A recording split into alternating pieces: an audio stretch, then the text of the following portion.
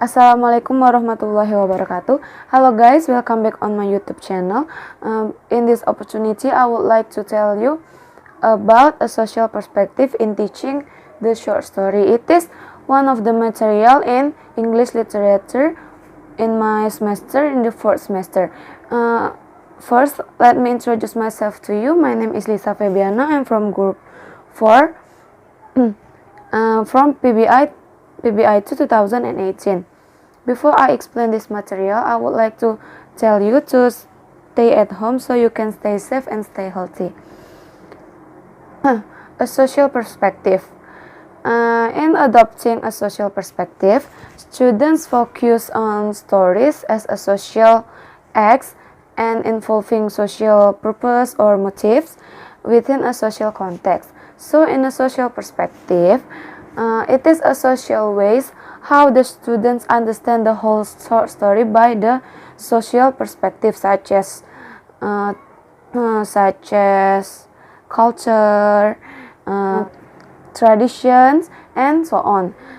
An audience or a reader can expect that the teller or writer has some special motive for telling the stories, motive that implies the point of the stories. So students may understand the idea of the story as a social act by having them tell or recall stories, anecdotes, and also jokes. So students could discuss as well as the social context in with the stories of anecdotes or jokes that were told to them. And then in teaching story from a specific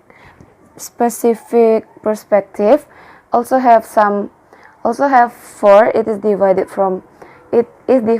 to four ways.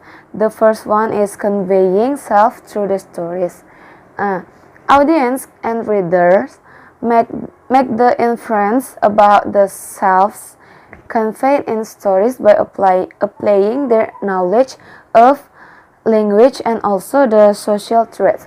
So the student must understand from convey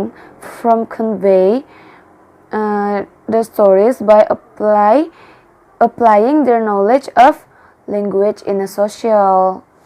And then the second one is knowledge of social conventions. So in applying their knowledge of social experience to the stories, students also draw upon their knowledge of social conventions, or as we know previously, stories are tellable because they have to do with the unusual or extraordinary nature or an event.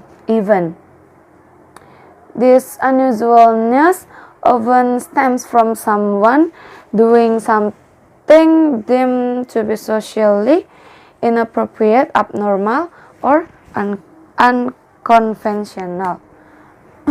So, to understand the whole story in a social perspective, the students and the reader should have a knowledge from the social convention to understand the stories from the social perspective. Next, language and social role. Language, students can understand the social perspective, the story from a social perspective by the language. For example, they use British.